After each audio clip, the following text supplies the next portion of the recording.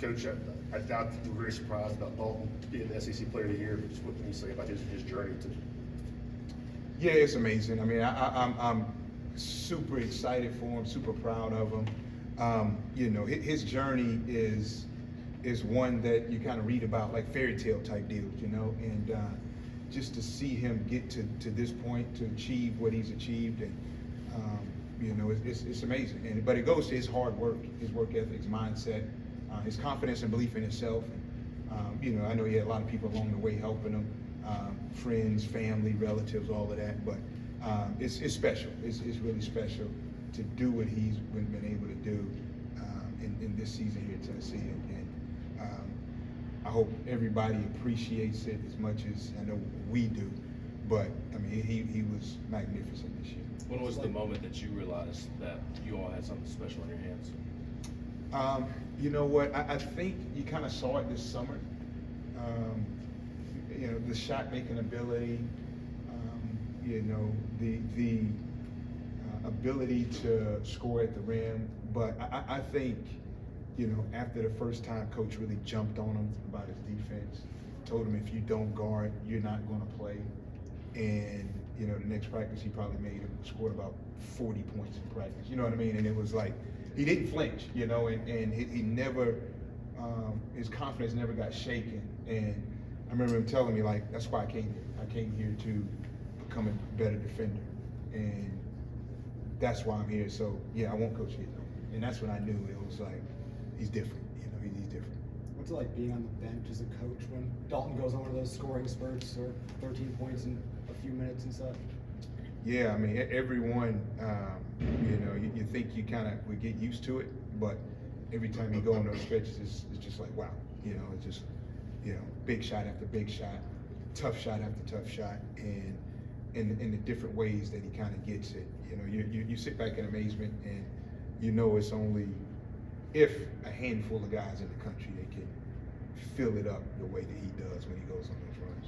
You mentioned that Barnes was tough on Dalton when he first got here, but DK also asked Coach to be tough on him. How does that describe DK as a player, that he's so addicted to the game that he wants Barnes to be even tougher on him? Yeah, and it shows that, you know, he sees the big picture, you know, in that he's not a guy that wants to be patted on the back and, you know, told how great he is. He wants the real. He wants it real, and he wants to, you know, he wants to get better. And so he knows that with Coach Barnes, his resume, he knows the guys he's worked with, and that have helped get to where he's trying to get to and do the things he's trying to do. And so, yeah, it speaks volumes. It speaks volumes for Dalton that he welcomes that coaching, that realness, and the tough love. Coach, what's it say about Zakai's hard desire that he's the defensive player of the year in a league like this at his size? Yeah, I mean, for him as well, you know, and he's had a great year defensively and offensively, and you know, just coming back from what he came back from. But it speaks volume about his toughness, and you know, and his tenacity, and he's a pesky defender, man. He's great, and he energizes this team. And well, we've been a top 5 defense the last 3 years, and he's had a lot to do with it. You know, his initial point of defense really sets the tone for our guys in this program.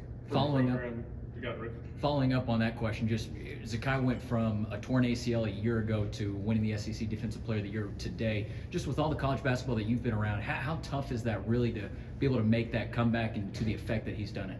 Oh, it's really tough because, you know, that injury, and although the technology is getting, you know, it gets better and better every year, it's still a tough injury to come back from. You got the timing, the feel of the game, all of that stuff. And you know, he attacked that training this summer, and he had some rough days. You know, I'm not going to sit here and say every day was great, but he had some days where, you know, he might have doubted himself and doubted it, but he just kept going. And you know, our strength and conditioning staff between Coach Garrett and Chad, you know, those guys were phenomenal with him during that process. And you know, and while he was out, he did a lot of work on his shooting too. You know, form shooting and all of that. He didn't just sit back and feel sorry for himself. He just attacked it like he attacks everything else. And you know, again, the start was slow. In the beginning of the season was a little slow, and he caught rhythm and just kind of took off from there. So for Z, you know, man, I'm so proud of him, of how he responded to that adversity, and multiple encounters with adversity. He just continued to bounce back and fight it, and yeah, he's in a great space right now. For a program that prides itself on defense, how rewarding is it to have 2 out of 5 guys on the all-defense team? It's very rewarding. You know, it speaks to you know, Coach Barnes's emphasis on that side of the ball, and ability to push guys, put guys in position to be really effective there, and then for the guys to embrace it. You know, it doesn't happen without those guys embracing the defensive side. And that's what they've done. You know, that's what they've done, and done it at a high level. Dalton credited Rod for convincing him to kind of come here. Mm-hmm. Did Rod ever say that, hey, this is the difference maker? And at what moment did Rod say, we got him?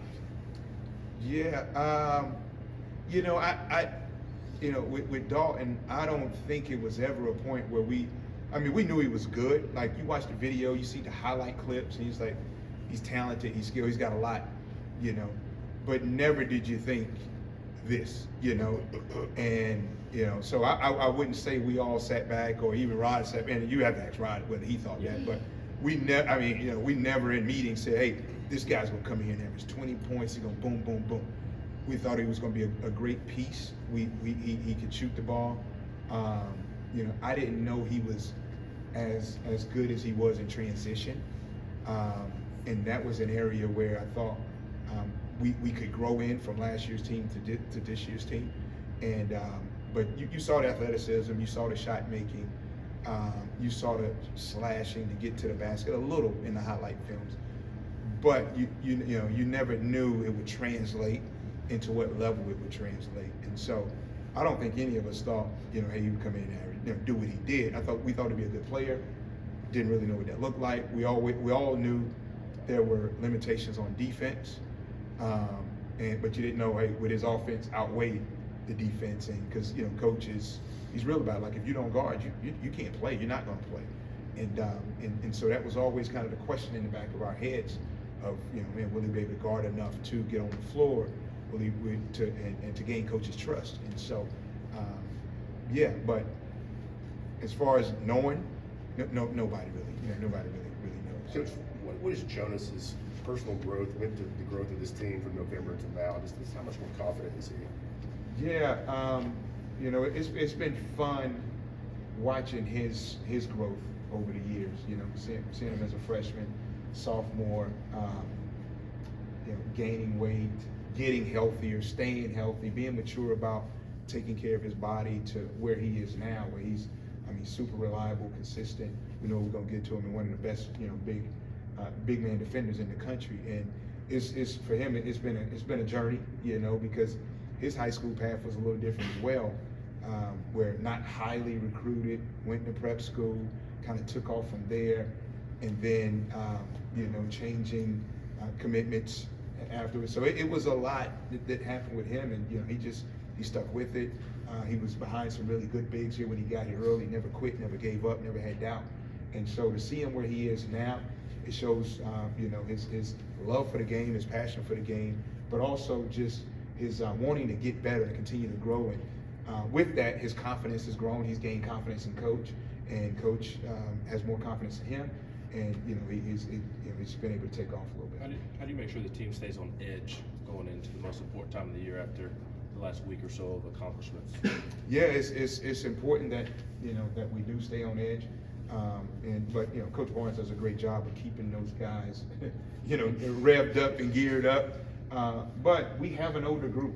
You know, we have some older guys, a lot of older guys that understand what March is all about, and that if you lose once, your season is over, you're done. And you know, so as guys has been through it, they know what it feels like, and they're motivated. You know, they're motivated. Winning the SEC regular season was one of our goals. We checked it off. Another goal was to win the SEC tournament, right? And so our team, they're really goal-driven and goal-oriented, and I think they're just going to continue to chase those goals. And so that's why, you know, again, the complacency doesn't bother me as well because I feel like we have a good infrastructure to keep these guys motivated, keep them going. Maturity, the reason they've bounced back from losses the way they have the last few years? I think so. I think so. They haven't let the losses, like one loss lead to two, lead to three. Like they do a great job of bouncing back.